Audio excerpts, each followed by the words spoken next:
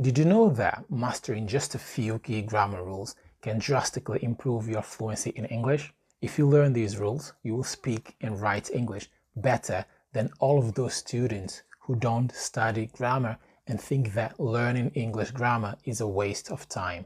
In this video, you will learn the essential grammar rules that you must know to speak and write English, not only fluently, but correctly, which is a whole different thing.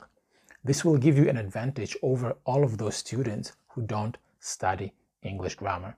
I will cover key grammar rules such as subject-verb agreement, verb tenses, prepositions, articles, sentence structure, and much more. Don't go anywhere. Let's get started. Let's take a look at parts of speech. Now, understanding the parts of speech in English is crucial as they form the building blocks of English grammar. Let's take a look at nouns. What are nouns? Nouns are words that name people, places, things, or ideas. For example, dog, city, happiness. Pronouns. What are pronouns? These are words that replace nouns. For example, I, he, she, it, you, they, them, we. These are called pronouns in English. Verbs. What are verbs in English? Verbs are words that express actions or states. For example, run, is, walk, speak, plan, become, get, play, and eat.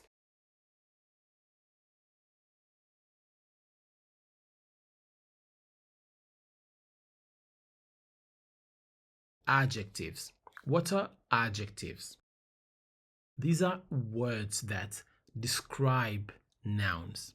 For example, big, beautiful, tired, funny, sunny, tall, short. Adverbs. What are adverbs in English? Adverbs are words that modify verbs, adjectives, or other adverbs. For example, quickly, very. These are adverbs. Prepositions. What are prepositions in English?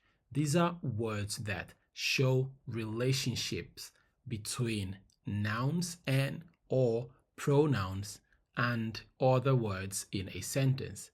For example, in, on, at. These are a pain in the butt. They are very important, but they are a headache. Next, conjunctions. These are words that connect words, phrases, or clauses. For example, and, but, or. Interjections.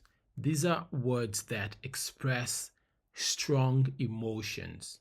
For example, wow, or oh, oh.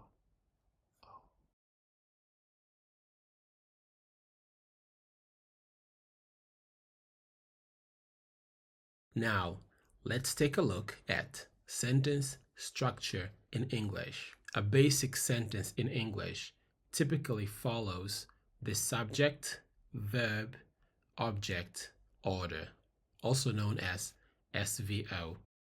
Subject, who or what the sentence is about. Verb, what the subject is doing. Object, what is affected by the action. For example, she eats an apple. She is the subject, eat is the verb, and an apple is the object. Now, let's take a look at verb tenses. Tenses indicate the time of action. The three primary tenses in English are the present tense, past tense, and future tense. Simple present describes habitual actions or general truths. Examples: she reads a book every night. She reads a book every night. They play football on weekends. They play football on weekends. He works at a bank. He works at a bank. The sun rises in the east. The sun rises in the east. We drink coffee every morning. We drink coffee every morning. Present continuous describes actions happening right now. She is reading a book right now. She is reading a book right now. They are playing football in the park. They are playing football in the park. He is working on a project. He is working on a project. The sun is shining brightly. The sun is shining brightly. We are having lunch together. We are having lunch together. Present perfect describes actions that happened at an unspecified time or started in the past and continue to the present. She has read that book already. She's read that book already. They have played football many times. They have played football many times. He has worked at the bank for 5 years. He has worked at the bank for 5 years. The sun has risen by the time I wake up. The sun has risen by the time I wake up. We have drank all the coffee. We have drunk all the coffee. Simple past describes actions that happened at a specific time in the past. She read a book yesterday. She read a book yesterday. They played football last weekend. They played football last weekend. He worked at the bank last year. He worked at the bank last year. The sun set at 6 p.m. The sun set at 6 p.m. We ate dinner at 7 p.m. We ate dinner at 7 p.m. Past continuous describes actions that were happening at a specific time in the past. She was reading a book when I called. She was reading a book when I called. They were playing football when it started to rain. They were playing football when it started to rain. He was working on his project all night. He was working on his project all night. The sun was setting as we arrived. The sun was setting as we arrived. We were eating dinner when the phone rang. We were eating dinner when the phone rang. Past perfect describes actions that were completed before another action in the past. She had read the book before the exam. She had read the book before the exam. They had played soccer, well, I like to say football, before it started to rain. They had played football, soccer, before it started to rain. He had worked at the bank before he moved to another city. He had worked at the bank before he moved to another city. The sun had set by the time we reached home. The sun had set by the time we reached home. We had eaten dinner before the guests arrived. We had eaten dinner before the guests arrived. Simple future describes actions that will happen.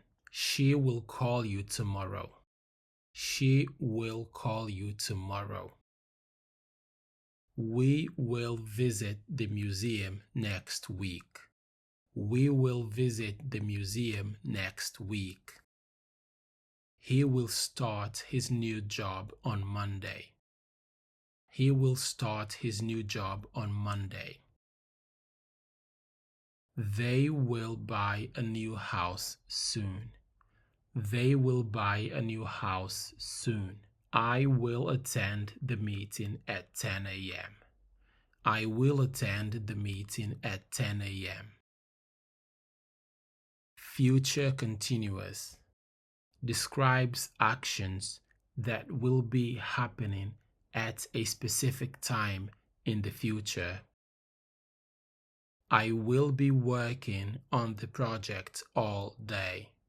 I will be working on the project all day. They will be traveling to Paris this time next month. They will be traveling to Paris this time next month. She will be studying for her exams this weekend. She will be studying for her exams this weekend. We will be having dinner at 7 p.m. We will be having dinner at 7 p.m. He will be driving to the airport at 6 a.m. He will be driving to the airport at 6 p.m. 6 a.m.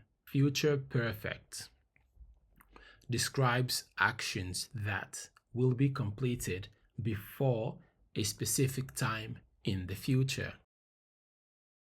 By next year, he will have finished his degree. By next year, he will have finished his degree. By tomorrow, she will have completed the report. By tomorrow, she will have completed the report. By 5 p.m., they will have arrived at their destination. By 5 p.m., they will have arrived at their destination. By next week, we will have launched the new product. By next week, we will have launched the new product. By the end of the month, I will have saved enough money for the trip. By the end of next month, I will have saved enough money for the trip. Be going to. Used to express intentions, plans, predictions, or future events that are already decided or likely to happen. It is often used when there is evidence or an intention behind the future action. Structure. It's formed with the subject plus am or is or are, depending on the pronoun that you used before, present form of to be, plus going to, plus base form of the verb. Let's have a look at some examples to help you understand how to use be going to. I am going to buy a new car next month. I am going to buy a new car next month. I'm planning to buy a new car next month. They are going to visit their grandparents this weekend. They are going to visit their grandparents this weekend. they are planning, they have the intention to go and visit their grandparent. Look at those dark clouds. It's going to rain soon. Look at those dark clouds. It's going to rain soon. She is going to ace the exam because she studied very hard. There is evidence. Now, the first example, there is evidence that it's going to rain because the clouds are dark. In the second example, there is evidence that she's going to ace the exam because she studied very hard. So I'm confident to say that she's going to ace it. Why? Because there is evidence she studied very hard. Moving on. We're going to have a party for Sarah's birthday next Saturday. Right? So, about an event, a future event. Already decided. We're going to have a party for Sarah's birthday next Saturday. He's going to start his new job in September. He is going to start his new job in September. I'm going to clean the house later today. I'm going to clean the house later today. Are you going to watch the football match tonight? Are you going to watch the football match tonight? They're going to win the competition. They've been practicing for months, right? I'm confident that they're going to win because they've been practicing for months. She's going to get the promotion. Why? Because her performance has been outstanding. Outstanding. This is a nice word. I like it. This is outstanding. Now, let's take a look at this interesting topic. Prepositions in English. Oh, such a headache. All right, let's dive in. Prepositions show the relationship between a noun or pronoun and other words in a sentence. Common prepositions include at, on, in when we are talking about time, at, on, in when we are talking about place, to, from, towards, about direction. Let's take a look at some examples. She will arrive in 10 minutes.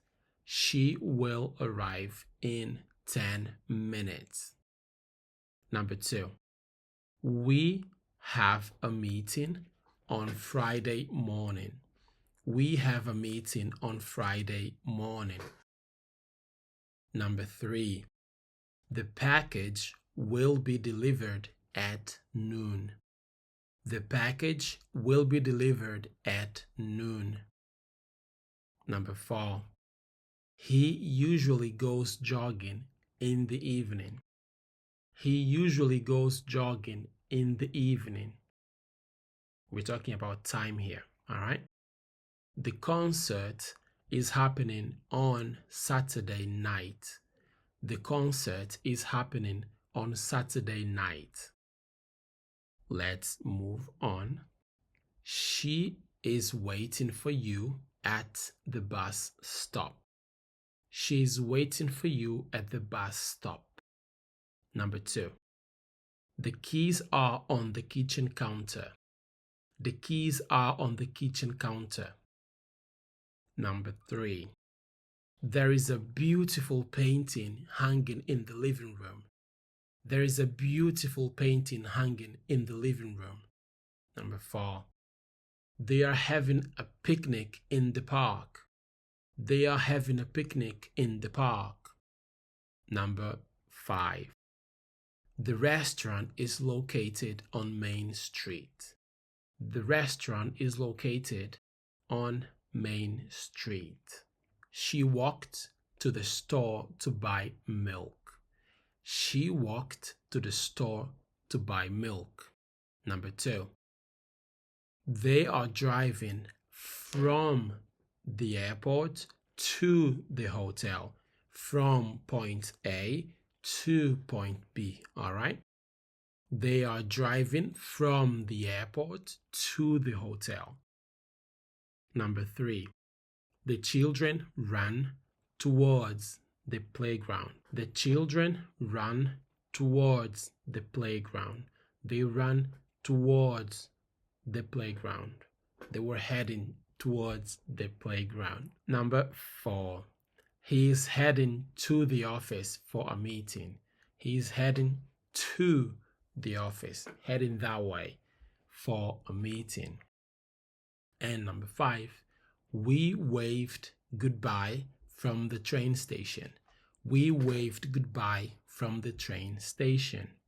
Now, let's explore the world of articles in English. Well, articles are used before nouns to define them as specific or unspecific. There are 2 types of articles: definite article and indefinite article. Now, definite article is the, which is pronounced the or the, depending on the context. The or the is used for specific nouns. For example, the book is on the table. No, the book on the table is mine. The book on the table is mine. Indefinite articles, a and an. We have 2. They are used for non-specific nouns. Non-specific nouns. For example, she wants a book. Now, I want to point out that a in this sentence can be pronounced in 2 ways. You can say she wants a book. When you speak fast in a natural speed, you just say she wants a book. However, you can also say she wants a book. In English can be pronounced as a and or a, depending on the context. She wants a book. She wants a book. Same thing. An apple a day keeps the doctor away. An apple a day keeps the doctor away. Now, let's take a look at subject-verb agreement. The subject and verb in a sentence must agree in number, singular or plural. For example, singular, she runs fast. She likes apples. She is singular. Therefore, run needs to be in the singular form as well.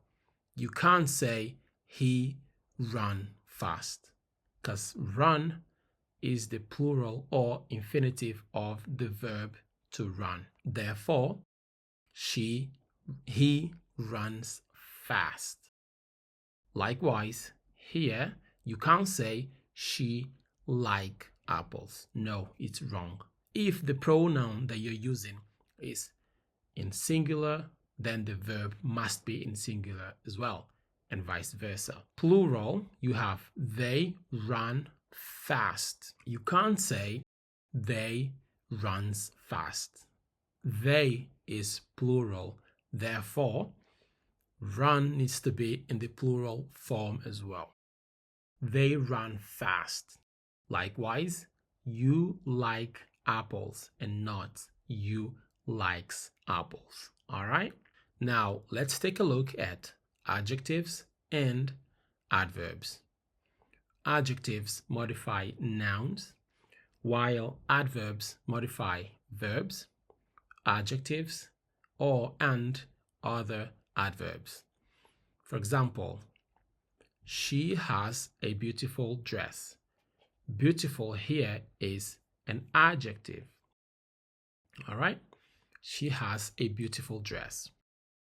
The weather is sunny today. Sunny is an adjective. All right. Now, adverb. She sings beautifully. Now, beautifully is an adverb because it is modifying the word beautiful, which is an adjective. Okay? He drives carefully. He drives carefully.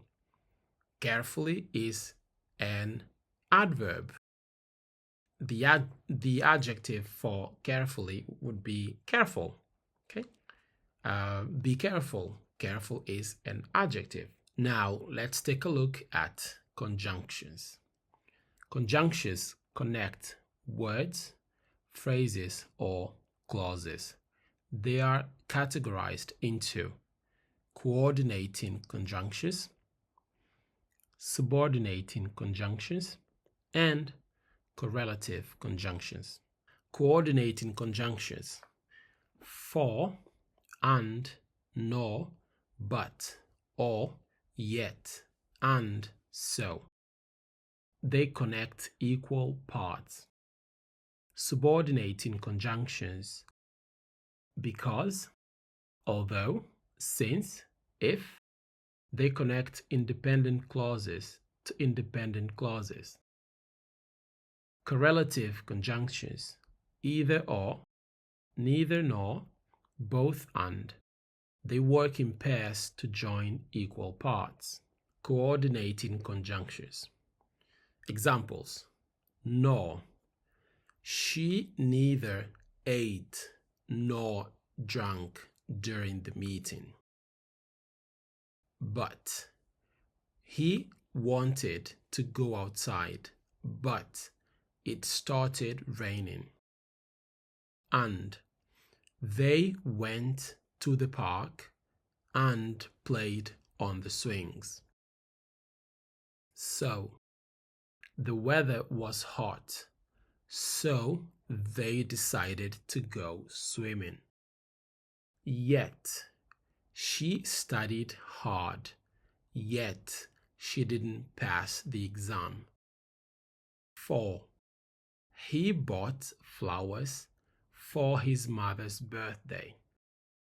Or, do you want tea or coffee for breakfast? Now, let's take a look at subordinating conjunctions. Because. She stayed home because it was raining. Although it was late, he still called to say hello. Since it's your birthday, we're going to celebrate with a cake. If you need help, just ask and I'll assist you. Now, let's take a look at correlative conjunctions. Either or. You can either have coffee or tea for breakfast. Neither nor. Neither the cat nor the dog wanted to go outside in the rain. Both and. She enjoys both reading books and watching movies in her free time. If you watched until the end, thank you. And if you found this video helpful, consider subscribing to our channel and clicking the bell to receive a notification when we upload a new video. I'll see you next time. Bye.